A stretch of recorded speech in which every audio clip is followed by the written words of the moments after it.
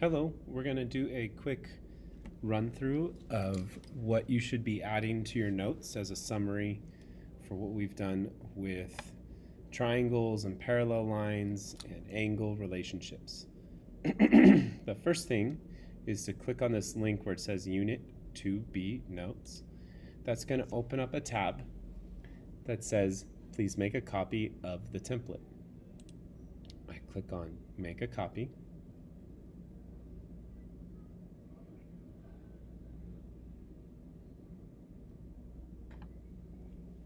And now I have my own copy in which I can edit and add information to these notes.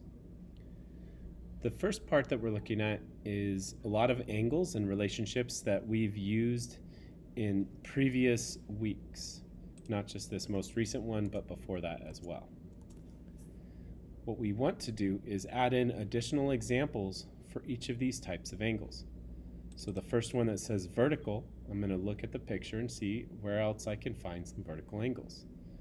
For example, I see that 13 and 11 is a pair of vertical angles. So I'll put 13 and 11. You don't have to necessarily write in the angle symbol for these, but you could use a less than if you want. Less than 13 and less than 11 kind of looks like an angle. But for now, just making the list of the pairs or the triplets is what we're looking for. So we saw 2 and 5, 3 and 6, 13 and 11. I could say 9 and 7. There are quite a few all the way throughout this picture.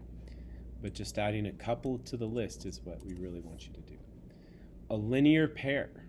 A linear pair is when you have two angles, such as these right here, 8 and 9, that they're right next to each other and they create a straight angle or a straight line.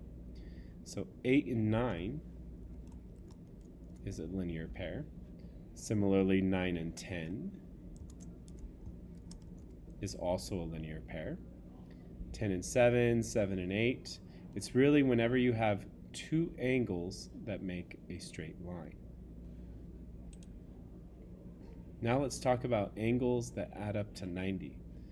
Well, I see that I have some right angles up here, which makes this set of blue lines perpendicular. That means that 5 and 6 would create a right angle corner. So 5 and 6, 5 plus 6 will equal 90 degrees.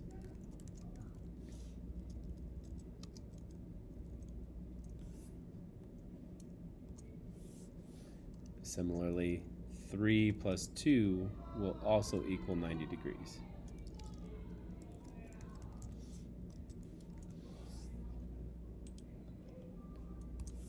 Just for good measure, to add one more, I noticed that 3 and 6 are vertical, which means they're equal. Angle 3 is equal to angle 6. So when I say that angle 3 and angle 2 add up to 90 degrees, I could substitute the 3 and swap it out and replace it with a 6. So I could say angle 6 plus angle 2 is equal to 90 degrees. This idea of equal measure angles can be substituted because they're congruent is very helpful, not only for just creating additional examples, but also for solving questions that require you to connect equal pieces to each other. Now let's look at things that add up to 180. So two angles that add up to 180, those could be a linear pair, but they could also be some same side interior ones. So 6 and 9, or angles 9 and 6, would add up to 180. Or I could say angle 9 plus angle 6 equals 180 degrees. Let's think about a triple. Where do we see a triple? Well, one very common triple is 1, 14, and 8, because those are three angles inside a triangle. Angle 1 plus angle 14 plus angle 8 is also equal to 180 degrees. And we could substitute within those angles as well. So something I saw one student do is they substituted all the vertical angles for those interior ones. And they said, instead of angle 1, I'll say angle 4. Plus, instead of angle 14, I'll say angle 12. And instead of angle 8, we'll say angle 10.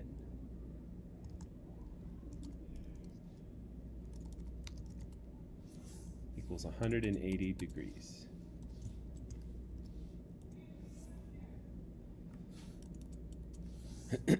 Corresponding angles. Corresponding angles are when you have two angles in the same location but at different intersections. So for example, 10 and 6 both have this copy of each other. They're equal and they're in the same location, but one's up in the top cluster and one is down here in the bottom cluster. So angles 6 and 10 are corresponding. Similarly, we already have marked that 3 and 8 are corresponding. One last set of corresponding that I'll list here, it's not the only ones, but one last set that I'll list is 5 and 14. 5 and 14. Just like vertical angles, these are all equal in measure for each pair. So that means that 3 and 8 could be substituted for each other. 6 and 10 and 5 and 14 could be substituted for each other as well. Alternate interior.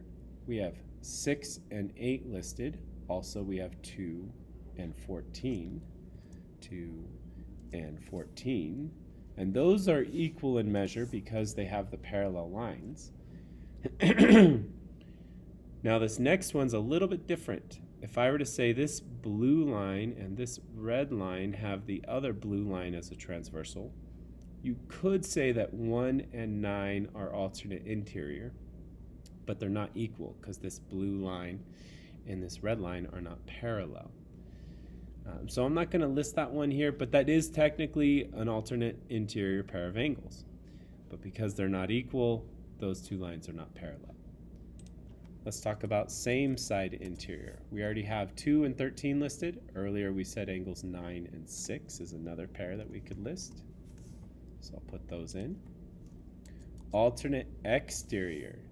We have 3 and 10. I'm also going to mark 12 and 5. So angle 12 down here and 5 if we were to think of this second blue line being the transversal, and the red lines 12 and 5 are exterior. Same side exterior. There's not very many of these. We have 5 and 11. Another pair would be 7 and 3.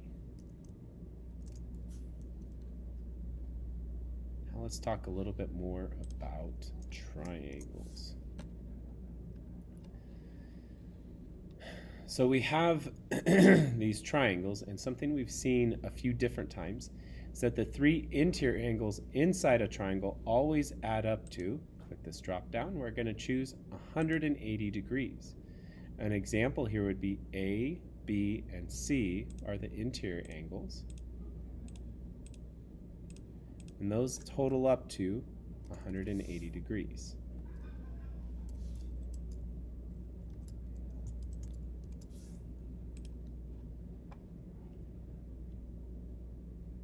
For the exterior angle theorem, let's take a look at this example. It's actually a GeoGebra demonstration. GeoGebra is a tool that allows you to do some algebra measurement, but also with geometric principles. Notice that as I move these things around, I have these 2 lines here. How about we color them something? So I'm going to color that green and green.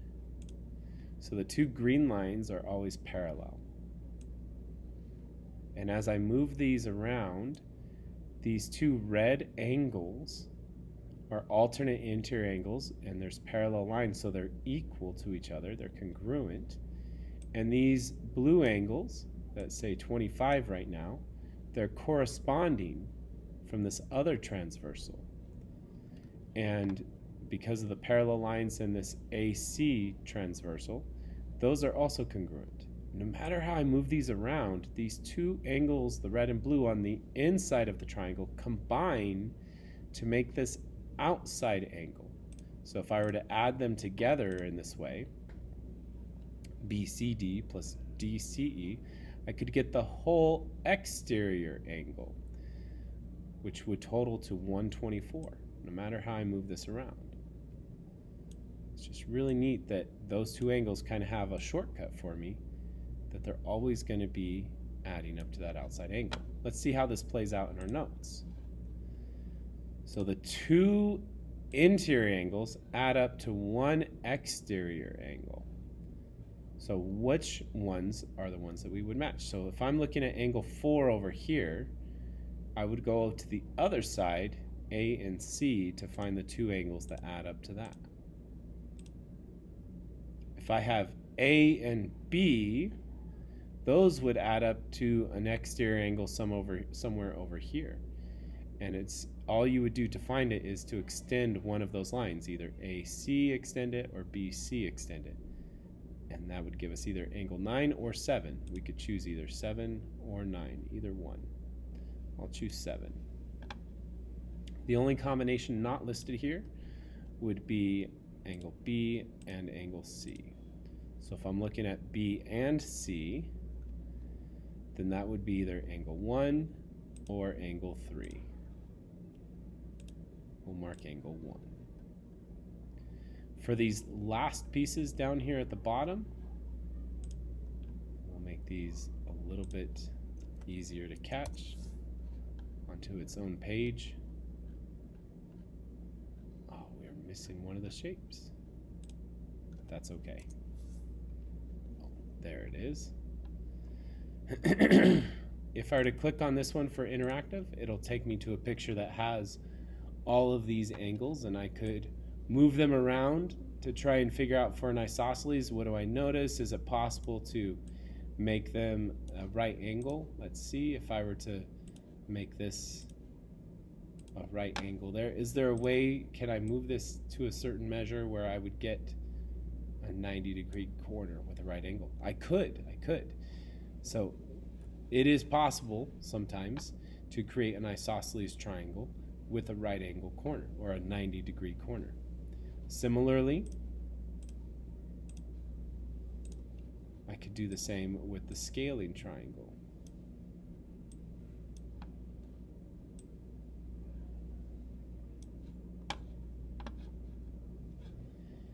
And then for the equilateral, no matter how I spin it, all three of the angles are the same, all the sides are the same. And for the right angle, no matter how I move this one,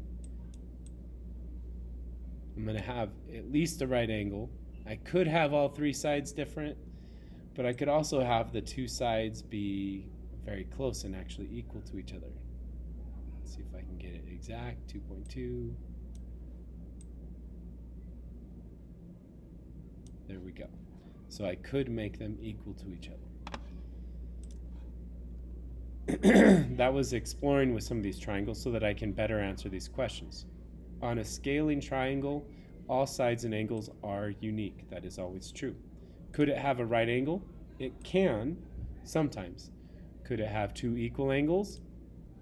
No, never, because all the sides and angles have to be unique. Could it have three equal angles? No. Could it have an obtuse angle? Yes, it can. In fact, this particular picture here does say that. Does it have to be true? Not necessarily.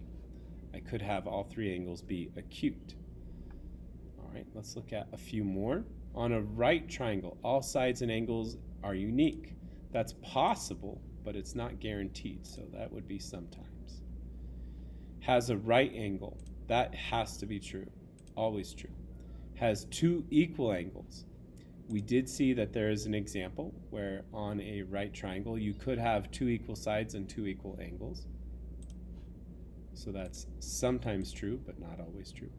Has three equal angles. No, that can't happen. There's only one case in which there's three equal angles, and that's an equilateral.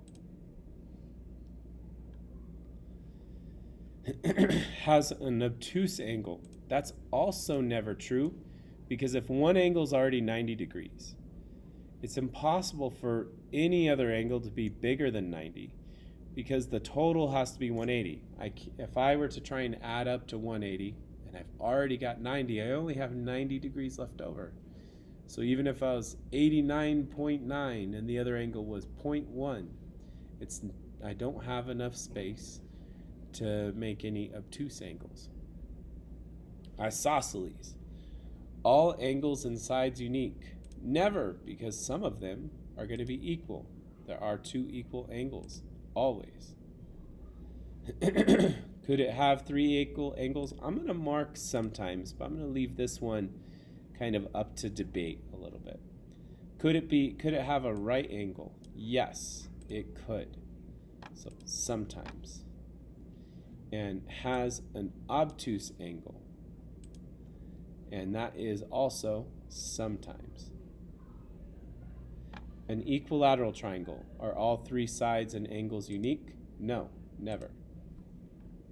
Could it have a right angle? Never. Does it have two equal angles? It always has two equal angles. In fact, it always has three equal angles. And the last one, does it have an obtuse angle? Never. There we go. That's what you should have marked for these notes. Let me know if you have any questions.